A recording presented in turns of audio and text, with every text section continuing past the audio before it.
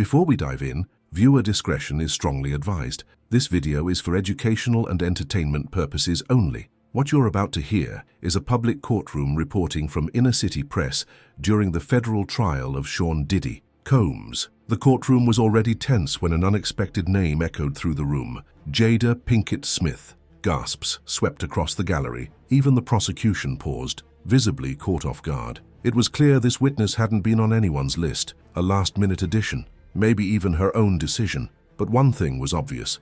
Jada's presence changed the energy instantly as she entered in a sleek, understated black suit. Her expression, a complete mystery. But everyone, judges, jurors, lawyers, locked in on her as she stepped forward, placed her hand on the Bible, and swore to tell the truth. "I know this is unusual," she began, her voice calm but firm, "but I can't keep quiet anymore." And from there, the courtroom was never the same again. Jada, celebrated for her acting, her advocacy, her openness, now stood before the jury with a secret she'd buried for nearly 2 decades. She revealed that in 2004, Diddy invited her to a private meeting that quickly turned sinister. He handed her a document, not a contract, not a partnership deal, but what he allegedly called a loyalty agreement. Jada said it wasn't business. It wasn't friendship. It was something far more disturbing, a written pact demanding silence, demanding compliance. And when she refused to sign, Diddy stared into her eyes and said chillingly, "You'll regret it in the next life." That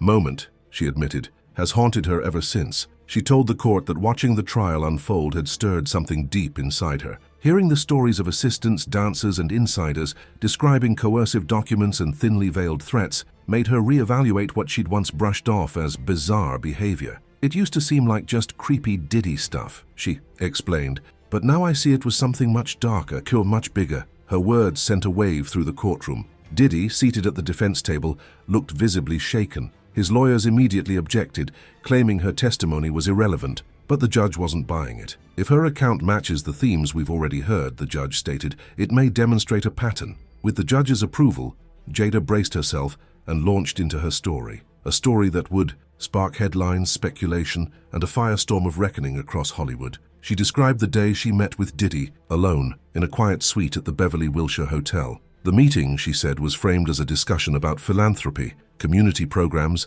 activism, music partnerships, seemed innocent enough. But nothing about what happened next felt innocent. Diddy greeted her dressed in all white, jazz playing softly on a small speaker, the room dim and tightly sealed. He poured her a glass of champagne. She declined. The mood was calm, too calm. He acted like he'd rehearsed it all, she told the court. Then, after a few minutes of surface-level talk, he excused himself. He walked behind a small bar and returned with a sleek black leather folder. He handed it to her in silence. At first, she thought it was a pitch deck, maybe a project outline, but the cover read something else. Loyalty agreement. She laughed awkwardly. "What is this? Some hip-hop Scientology thing," she remembered saying. But Diddy didn't laugh. He nodded slowly. "It's protection," he said, "for both of us." Inside the folder was a 7-page typed document.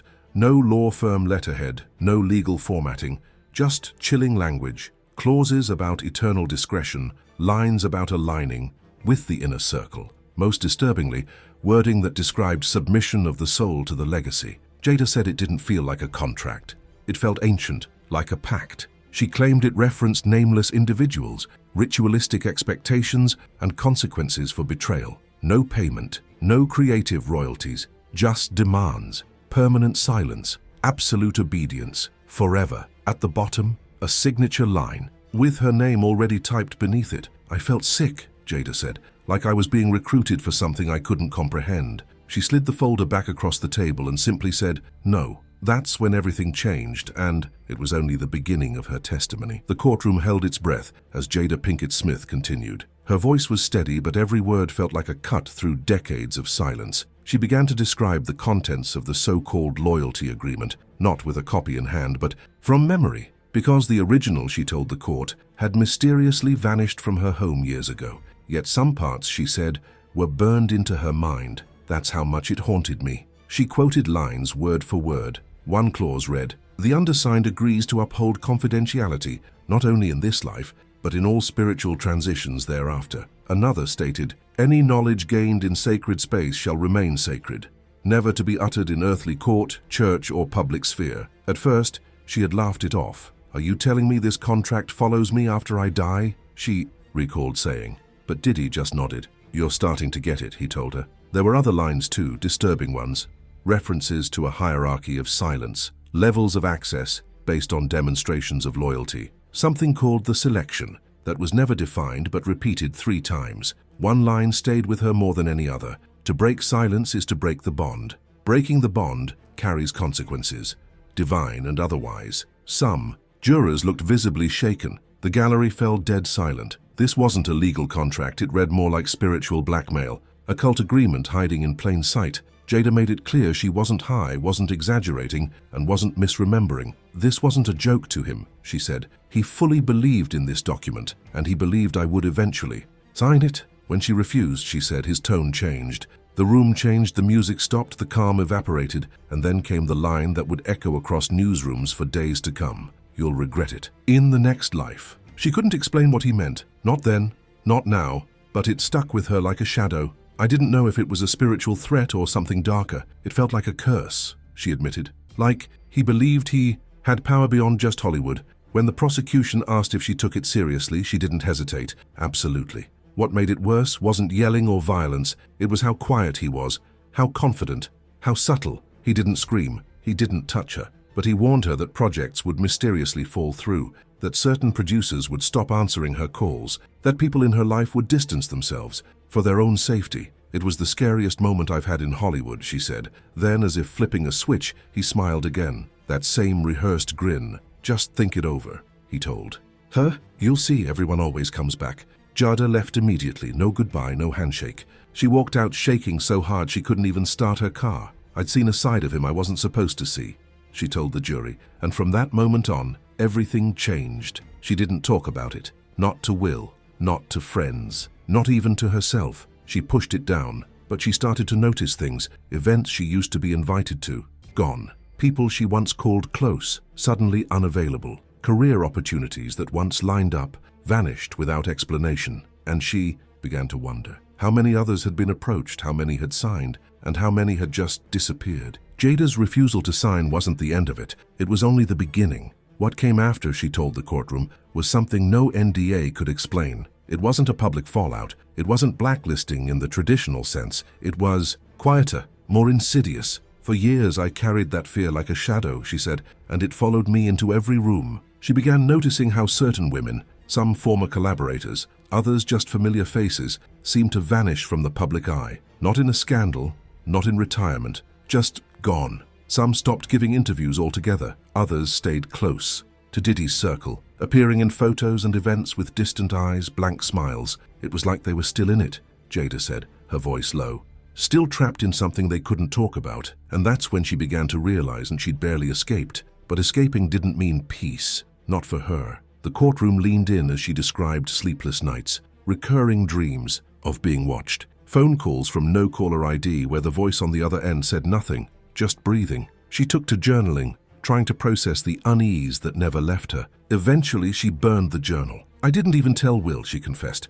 "Not for years. I didn't want him to think I was being paranoid." And then the trial began. The moment she heard dancers and assistants testifying about NDAs, veiled threats and strange spiritual wording, something clicked. "It was like hearing an echo from my past," she said. The timing wasn't random. Her testimony wasn't planned months in advance. It was a decision made in the thick of a storm, when she realized it wasn't just her, that she wasn't imagining any of it. That's when she contacted the district attorney. The choice wasn't easy. She knew what it would mean. She'd reopen old wounds, attract unwanted attention, and maybe even place herself in danger again. But this time, she said, the silence felt heavier than the risk. She looked right at the jury. "I used to think staying quiet would protect me. Now I know. Silence is what protects him." That statement hit harder than any direct accusation. The courtroom didn't stir. No one moved. Then came the evidence. The prosecution brought forward not one, but 2 additional loyalty agreements recovered during separate investigations. One from a former assistant in 2007, another from a dancer who worked a tour in 2010. Both documents, different in wording, different in layout, echoed the very same themes Jada had described. Silence beyond death, eternal submission, alignment through sacrifice. The courtroom turned icy. Jurors flipped through the pages, visibly disturbed, but that wasn't all. a forensic handwriting expert was brought in. Their task? To analyze the handwritten annotations found on each document. Not the typed content, the side notes, the underlines, the strange symbols. All 3 documents contained markings consistent with Diddy's handwriting. And then, that symbol, a single cryptic drawing on each page, an eye inside a circle. When asked about it, Jada didn't flinch. He called it the Watcher, she said. He told me it would protect him and punish those who betrayed the mission. Gasps swept the gallery. One observer had to be escorted out after fainting during the reading of the 3rd contract. The defense erupted. Accusations of fabrication, of media baiting, of witness manipulation, but the judge didn't waver. The consistency across 3 unrelated testimonies, he said, and independent forensic analysis warrant continuation. This wasn't just a celebrity scandal anymore. It was starting to look like something far more dangerous, a spiritual cult hiding beneath the surface of an entertainment empire. And Jada Pinkett Smith wasn't just a witness. She was the first to say the quiet part out loud. As Jada continued, it became clear. Her testimony wasn't just about her own experience. It was about a system she'd spent years carefully avoiding, quietly warning others about, but never speaking on publicly, until now. She told the court that after that 2004 encounter with Diddy, her entire relationship with Hollywood changed. She declined party invitations she once would have accepted. She avoided specific circles.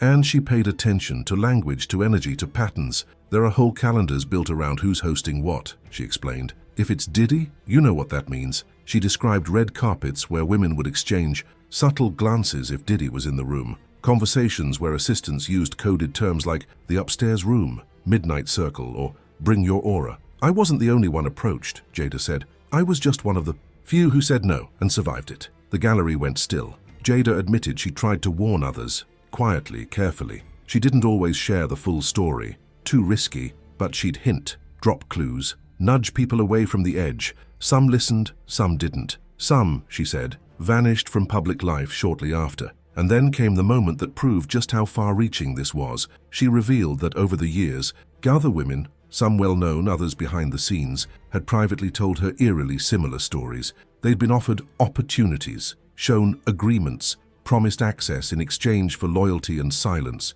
It was always presented as a gift, she said, but you could feel the threat underneath every word. She looked directly at the jury and said something that made the court tremble. People who disappeared from this industry didn't always leave by choice. Her voice remained calm, measured, but the words got darker, heavier. If this trial never happened, I never would have spoken. But now I know, the worst thing you can do isn't saying no to power, it's saying nothing and letting that power grow. All eyes flicked back to Diddy. At first he sat still, head low, expression unreadable, but as Jada continued to repeat his own words, phrases he allegedly used in 2004, including, "You'll regret it in the next life," his demeanor cracked. He leaned forward, rubbed his temples, whispered furiously to his lawyers. When Jada mentioned the Watcher again, he turned away, refused to look at her, refused to face the jury. It was the first time he looked genuinely unprepared. Sketch artists in the room captured the moment, his hand over his face, his lawyer leaning in, whispering,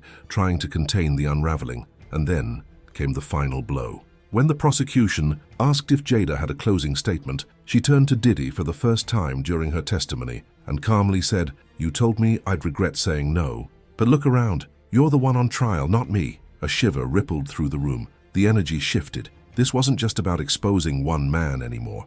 It was about every person, every gatekeeper, every enabler that helped him build and protect a machine of silence. Let's talk about it. Do you think this loyalty pact was a real system that operated behind closed doors? And how many others do you think were approached but stayed quiet? Drop your thoughts in the comments. I read and reply to everyone, because these conversations matter more now than ever. When Jada Pinkett Smith stepped down from that witness stand, the courtroom didn't just fall silent, it held its breath. But outside those walls, her words were already igniting fires. Headlines exploded across every platform. Jada exposes Diddy's loyalty pact. You'll regret it in the next life. Jada names the fear behind the fame. Cult allegations rock Hollywood. It was more than a moment, it was a movement. And it didn't take long for the ripple effect to begin. Social media platforms lit up with reactions from fans, celebrities, and skeptics alike. Some stars posted cryptic messages of support, others deleted old photos. A few went completely dark. but the most chilling reaction came in the form of silence. Certain names, once loud voices, suddenly had nothing to say. Behind the scenes, the industry was shifting. The district attorney's office confirmed that new subpoenas were being prepared. Investigators had already begun tracing patterns, contracts tied to Diddy's name, shell companies, legal teams rumored to enforce silence, NDAs with bizarre spiritual clauses. One legal analyst on CNN said it best: if Jada's telling the truth, and now with document evidence and corroborating testimonies, it could make Weinstein look like a prelude. Jada's bravery wasn't just a bombshell, it was a fuse, and it had cracked something wide open. But what shocked even investigators was that Jada had already tried to sound the alarm years ago. According to sources close to the case, in early 2016, Jada sat down for a quiet lunch with Beyoncé, Solange, and two unnamed women in music. No paparazzi, no assistants, just raw conversation. The topic? Diddy. Jada told them if they were ever approached with anything spiritual, loyalty-based, or legacy-oriented by Diddy or anyone around him, to run. Don't even entertain it. Don't be polite, just walk away, she'd said. And when Beyoncé asked why, Jada reportedly leaned in and said, because he doesn't need consent, he needs control. And when you say no, you're not just saying no to a man, you're saying no to something darker. That moment surfaced in court through a sidebar interview with one of Jada's close friends. She never wanted to make it a war, the friend explained. She wanted to protect people, without dragging them in. But she always feared that if nobody spoke up, he'd grow bolder. And it looks like that fear came true. After Jada's testimony, several production companies quietly began internal investigations. One music platform removed curated playlists allegedly tied to artists protected by Diddy's team. A major fashion brand scrapped a campaign that featured Diddy and the phrase "Legacy Lives Forever." And while the media storm was loud, Jada herself went silent, not out of fear, but by design. According to her inner circle, she wanted her testimony to stand alone. No interviews, no spin. She said what needed to be said. Now people need to sit with it. But even in silence, the impact was deafening. DMs, calls, anonymous texts. Other celebrities started reaching out, not for press, not for drama, but to say thank you, because Jada's words had cracked the dam, and behind that dam were more voices waiting. So now the question isn't whether Diddy's loyalty agreements were real. The question is how many signed them and how many are still living under them. Let's talk about it. Do you think more celebrities will come forward now that Jada has broken the silence? And if there are more documents like hers out there, should the court treat this as more than just a scandal? Maybe even as a cult investigation? Let me know in the comments. You already know I reply to everyone, because this conversation isn't over. It's just beginning.